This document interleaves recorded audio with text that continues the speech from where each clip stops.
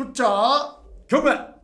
안녕하세요. 초짜 경매 송창섭입니다. 안녕하세요. 황재현입니다. 예, 저희 이제 뭐 지난번에 처음으로 이제 저희가 이제 녹화 방송을 이제 진행했는데 생각보다 이렇게 직접 이렇게 대담 나누고 이러는 게 쉽진 않네요. 근데 어쨌든 뭐 요즘 워낙 경매에 관심 많다 보니까 앞으로도 계속 이렇게 좀 같이 한번 이야기를 나눠보도록 하겠습니다. 오늘은 이제 세 번째 시간으로 간단한 이제 경매 용어를 좀 알아봐야 될 것 같아요. 무슨 말이냐면 경매 용어가 사실 이게 한문으로 돼 있잖아요. 그러니까 요즘 잘 안 쓰는 말이고 법원 용어라는 게 저도 늘 느끼는 거지만 왜 이렇게 어려운지 모르겠어요. 그래서 이 경매 용어도 하나하나씩 좀 살펴볼 필요가 있을 것 같습니다. 제가 일단 저기 황 시장님은 뭐 경매 용어 왜 이렇게 좀 일반인들이 좀 어렵게 느껴진다고 생각을 하세요?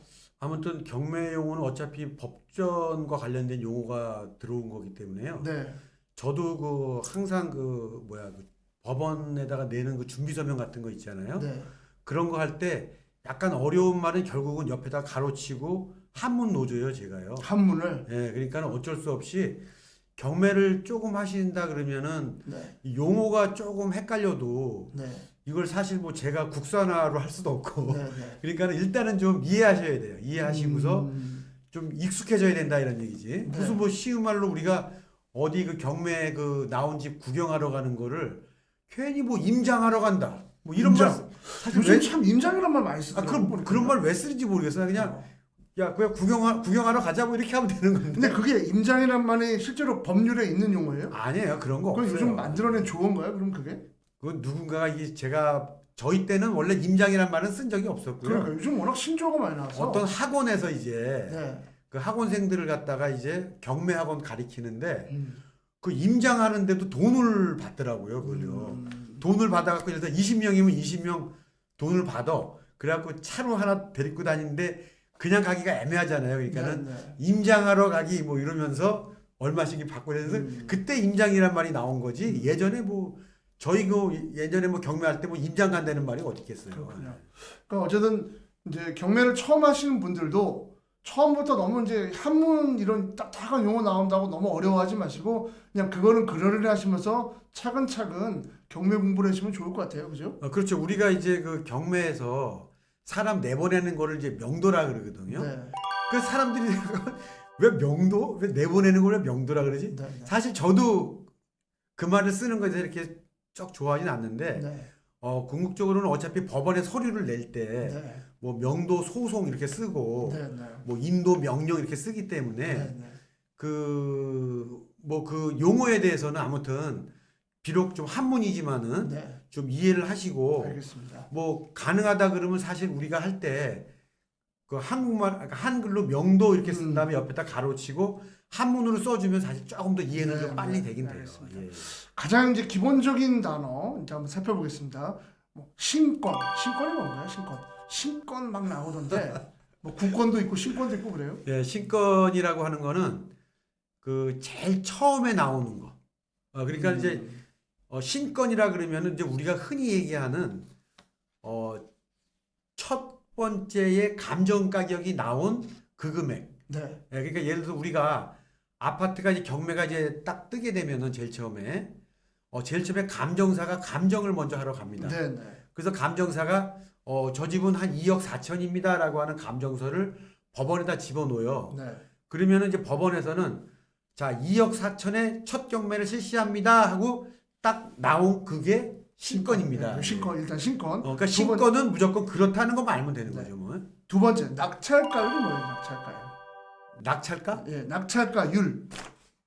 낙찰가율이라고 하는 거는 네. 그거는 굳이 알 필요는 없죠. 왜냐하면 그건 그 율이니까는 네. 몇 퍼센트라고 하는 거는 퍼센트죠. 그거는 이제 신문이나 이제 언론이나 뭐 이런 뭐 그러니까 데이터 이런 하는 거죠. 데서 그러니까 하는 거고 신권이 100이라면 거기에서 이 금액이 얼마에 낙찰이 됐는지 그 이제 율을 얘기하는 거니까 거고. 예. 그냥 아주 쉽게 얘기한다 그러면은 그 일반인들이 알 거는 낙찰가가 얼마에 됐느냐 이제 그것만 알면 되기 그렇죠. 때문에 뭐 낙찰이 뭐 예를 들어 6천에 이제 시작을 했는데 누군가가 7천만 원에 샀다.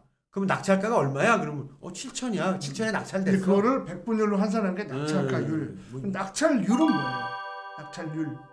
낙찰률하고 네. 그거하고는요. 네. 실질적으로는 동일해요. 네. 뭐 크게 낙찰 가율이 뭐고 낙찰률이 이런 거는 구분은 없으니까. 제가 알기로는 이제 오늘 만약에 이런 경우도 있답니다. 오늘 뭐 경매가 100건이 나왔다. 예, 예. 그럼 이 중에서 뭐 30건만 처리했다. 그러면 세 번째 감정가가 뭐예요? 감정가. 아까 감정가 말씀하셨는데. 감정가는 그 개시 결정이 나오면은 법원에서는 네. 그 법원에 소속된 감정사들이 있어요. 네. 네. 감정 평가사.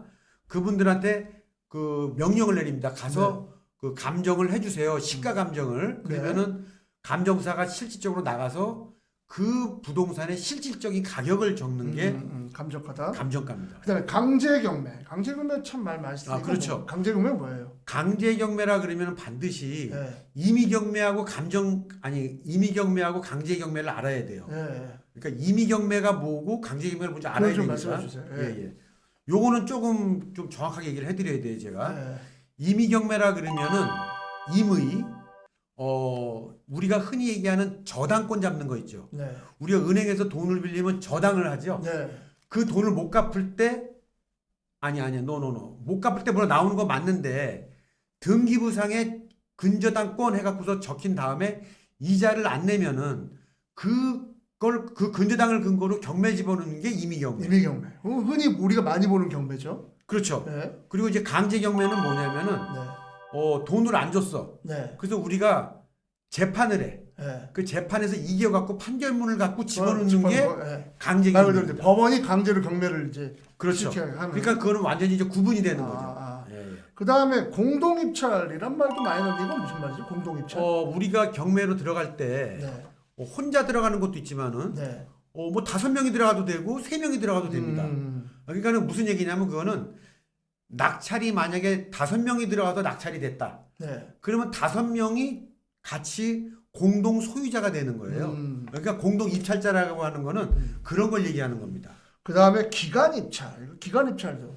기간 입찰은 원래는 예전에는 있었어요. 네. 근데 지금은 없어졌어요. 거의. 기간입찰은 없어졌습니까? 예. 그 다음에 낙찰 허가 결정. 이게 무슨 말이죠? 오늘 낙찰이 됐어요. 네. 그러면 오늘 낙찰된 거는 법원의 판사님이 낙찰한 게 아니고 네. 그 낙찰 업무를 갖다가 위임받은 네. 그 집행관실에서 진행을 하는 거예요. 네. 네.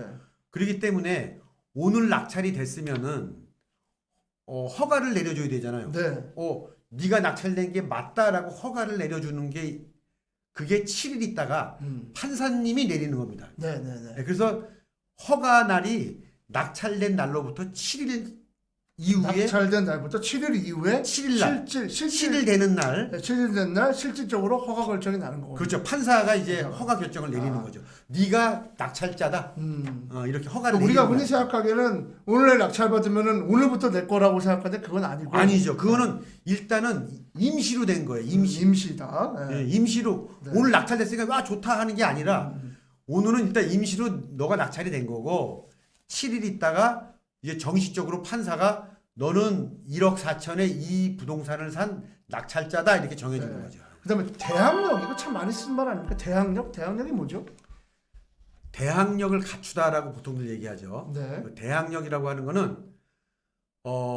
낙찰된 사람이 있어. 네. 예를 들어서요. 네. 낙찰이 된 사람한테 이길 수 있는 사람을 얘기하는 거예요. 대항 말 그대로 이제 대항하는 근데 힘을 가지게 된 거죠. 그러니까 내가 예를 들어서 1억의 낙찰을 받아갖고 내가 1억의 이 부동산을 샀는데 네. 대항력이 있는 사람이 나타났다는 거야. 네. 그거는 내가 물어줘야 된다는 얘기예요. 네. 1억과 별개로. 알겠습니다. 그러니까 대항력이라는 게 있으면은 굉장히 조심해야 조심해야죠. 됩니다. 예. 유찰 잘 많이 나오는 말 같아요. 유찰. 네. 그렇죠. 유찰도 많이 쓰는 말이죠. 맨날 쓰는 말이 유찰이죠. 네.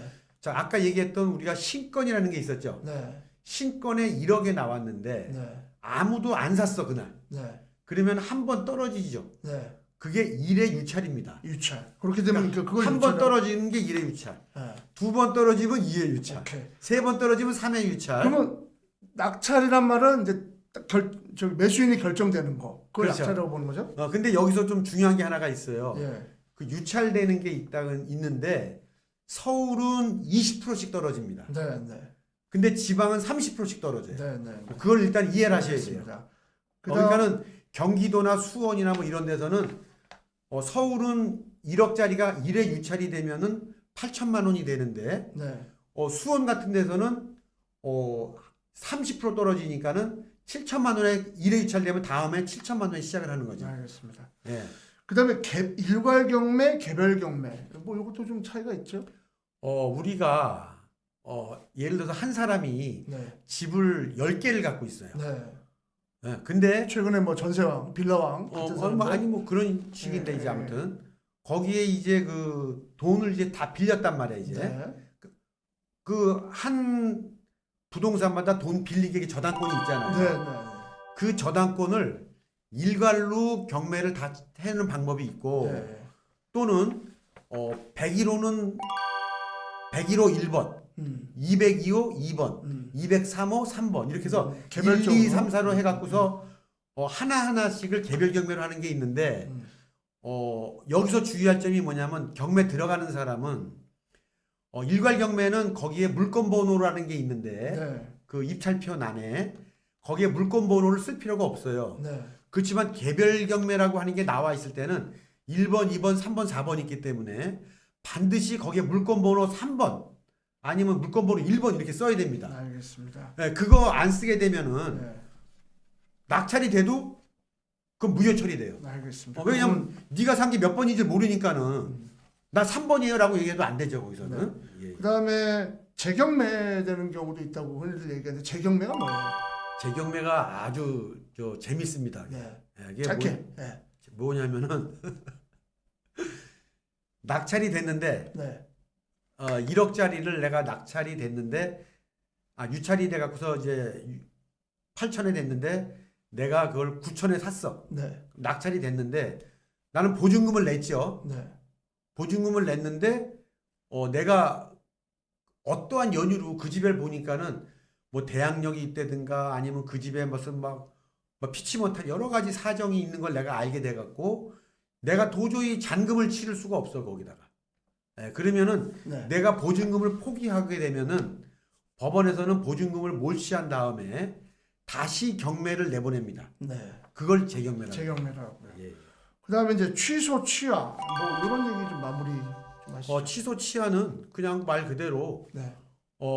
예를 들어서 우리가 이제 은행에다가 이제 돈을 갖다가 이제 뭐 예를 들어 빌려 갖고 이제 임의 경매가 나왔는데 네. 내가 돈을 갚았다. 돈을 다 갚았어. 그러면 이제 취소가 되는 거죠. 그렇죠. 네. 아니 이제 그거는 이제 무조건 취소되는 게 아니고 이제 절차가 또 있어요. 있죠. 예. 그리고 또 그 경매 놓던 사람이 네. 어느 날 서로 합의를 했어. 네. 그래갖고 야 경매 좀 취하 좀 해주라고 하고 네. 뭐 취하되는 취하될 경우도 수도 있는 있고. 거고 아. 그런 식으로 이제 해갖고 경매를 없애는 걸 얘기하는 겁니다. 그렇구나. 예. 오늘 뭐 여러분 간단하게 뭐 아주 그냥 겉핥기식으로 좀 살펴봤는데 요런 용어가 있다는 거 좀 아시고 경매에 임하셨으면 좋을 것 같습니다. 초짜학명 오늘은 여기까지입니다. 시청해주셔서 감사드리고요. 이 콘텐츠 마음에 드시면 좋아요, 구독 부탁드리겠습니다. 부탁합니다. 감사합니다. 감사합니다.